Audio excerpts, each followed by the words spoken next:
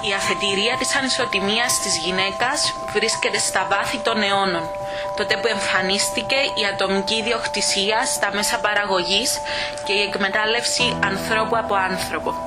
Οι θεμελιωτές του επιστημονικού σοσιαλισμού, Μάρξ και Έγγελς, παρατηρώντας τις συνθήκες της εποχής στην οποία ζούσαν, ανέδειξαν ότι η πραγματική φύση του γυναικείου ζητήματος είναι ταξική και πάνω σε αυτήν χτίστηκαν όλες οι μορφές ανισοτιμίας, διακρίσεων και καταπίεσης της γυναίκας. Ότι οι γυναίκες της εργατικής τάξης δηλαδή έχουν στις πλάτες τους διπλά τα βάρη. Όταν η γυναίκα μπήκε στην παραγωγή και την εργασία, δεν μπήκε με όρους ισοτιμίας σε σχέση με τον άντρα.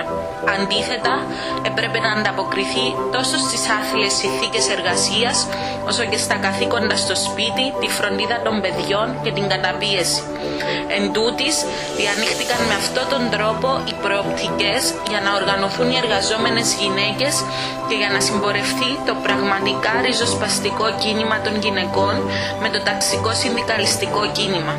Σημείο σταθμός η 8η του Μάρτη 1857, όταν οι ράφτριες και εργάτριες κλωστοϊφαντουργίας στη Νέα Υόρκη κατέβηκαν σε απεργία διεκδικώντας 10ωρη δουλειά, φωτεινές και υγιεινές αίθουσες εργασίας, με ροκάματα ίσα με των κλωστοϊφαντουργών και των ραφτών.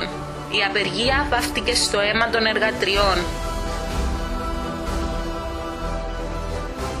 Όλος ο 20ος αιώνας είναι γεμάτος με κομμουνίστριες και άλλες λαϊκές αγωνίστριες που με τον ηρωισμό, την αυταπάρνηση και το αγωνιστικό ήθος που επέδειξαν μέσα στο καμίνι των ταξικών και κοινωνικών αγώνων κατάφεραν να αλλάξουν την αντίληψη της κοινωνίας για τις δυνατότητες και το ρόλο της γυναίκας.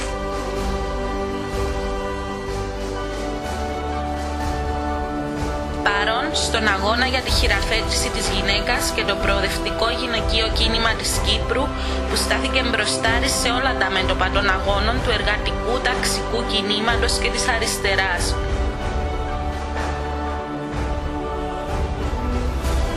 Στην πορεία αυτή, οι αγώνες του γυναικείου μας κινήματος με το αγγέλ στο πλευρό του οδήγησαν σε σημαντικές κατακτήσεις για τη γυναίκα της Κύπρου.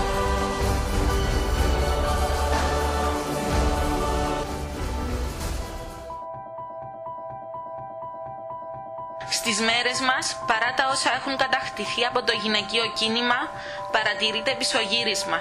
Η κρίση του καπιταλιστικού συστήματος, τα μνημόνια λιτότητας που επιβάλλονται από την Ευρωπαϊκή Ένωση έχουν συθλίψει τον κοινωνικό ιστό, πλήττοντας ανεπανόρθωτα τους εργαζόμενους και πρώτες από όλους τις γυναίκες των λαϊκών στρωμάτων.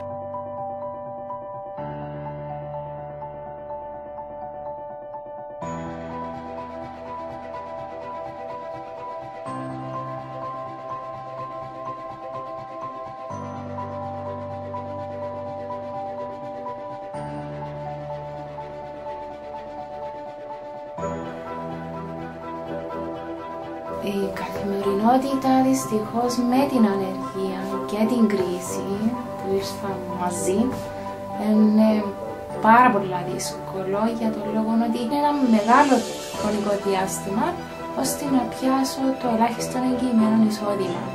Όταν πραγματικά ήρθε το ελάχιστο εγγυημένο εισόδημα, δυστυχώς καταλάβαμε ότι οι δύσκολες, πραγματικά δύσκολες μέρες θα συνεχίζονταν παόριστο.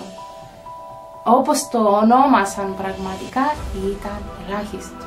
Εμείς σαν μονογονεί, εγκάνει που είμαστε μόνες μας, ερχόμαστε να αντιμετωπίσουμε την όλη κοινωνία, τη διάκριση, που ό,τι διεπάγγελμα κι αν ζητήσουμε, αμέσως πληρωνόμαστε σαν γυναίκες και έχουμε εις βάρος μας το ότι είμαστε χωρισμένες και δικαιούται ο κάθε ένας να μας χρησιμοποιεί σαν αντικείμενα. Τα προβλήματα είναι πραγματικά πάρα πολλά στον τομέα της υγείας και μόνο όταν ένας που το ζει μπορεί να το καταλάβει. Οι δυσκολίες που αντιμετωπίζουμε, ειδικά τα 3 τελευταία χρόνια, είναι πάρα πολλές. Αφαιρέθηκαν επιδόματα, για να πας στο νοσοκομείο να σε δει ο ογκολόγος, μπορεί να πας, να είναι το ραντεβού σου τη μια μέρα και να πας 2 φορές. Για να πιάσεις τα φάρμακα σου μπορεί να πάει 2 και 3 φορές. Γιατί είναι έλλειψη ή λες σου, μπορείς να πας να το πάρεις από το φαρμακείο, να σου δώσουμε το συνταγολόγιο και να πας να το πάρεις από το φαρμακείο.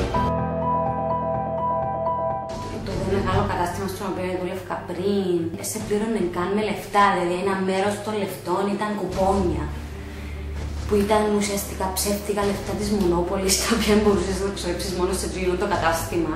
Ενώ εσύ μπορεί να μην έχεις λεφτά να πάεις να αγοράσεις ψωμί και γάλα, ίσως λεφτά για να πας να αγοράσεις παπούτσια και ρούχα. Οι ανώτεροι μας να μας πούν, έτυχε να μας πούν ότι ξέρετε είσαστε εντελώς αναλώσιμες. Αν δεν θέλετε να πιάσουμε άλλους. Είμαι μια παλιά καραβάνα που ενδιάνυσα τη ζωή μου ολόκληρη στην παραγωγή και στη βιοπάλη. Έζησα πάρα πολλούς αγώνες της εργατικής τάξης. Περάσαμε από απεργίες, από διάφορα. Τώρα βλέπω την αδικία ανάμεσα στους συνταξιούχους, τους ανθρώπους της τρίτης ηλικίας που υποφέρουν. Ο συνταξιούχος ο χαμηλόμισθος με 352 ευρώ το μήνα δεν τους κάνει να βγάλουν τον μήνα τους. Τον τελευταία εβδομάδα του μηνός σας πληροφορώ ότι έχει ανθρώπους που δεν μπορούν να αγοράσουν ψωμί και γάλα. Είναι τούτο το νόμισμα που έπρεπε να πάρουμε από την κυβέρνηση Αναστασιάδη στο τέλος της ζωής μας. Ένα ποτάμι ξεκινάει από εδώ. Ένα ποτάμι θα σαρώσει το γυαλό. Είναι γυναίκα που ξυπνά, δεν μπορείς να τη σταματήσεις. Δεν μπορεί κανείς, δεν μπορεί. Είναι γυναίκα που ξυπνά, δεν μπορείς να τη σταματήσεις. Δεν μπορεί κανείς, δεν μπορεί. Τις προδοσίες που μας κάνουν σιωπηλές, όλες τις πίκρες κι όλες μας τις ενοχές. Μια γυναίκα, ναι, εγώ δεν μπορώ άλλο να γνωρίσω. Δεν μπορώ πια, δεν μπορώ. Μια γυναίκα, ναι, εγώ δεν μπορώ άλλο να γνωρίσω. Δεν μπορώ πια, δεν μπορώ. Όταν διαμαρτύρεσαι σημαίνει ότι έχεις φωνή. Και η φωνή όταν φωνάζει κάποια στιγμή θα ακουστεί.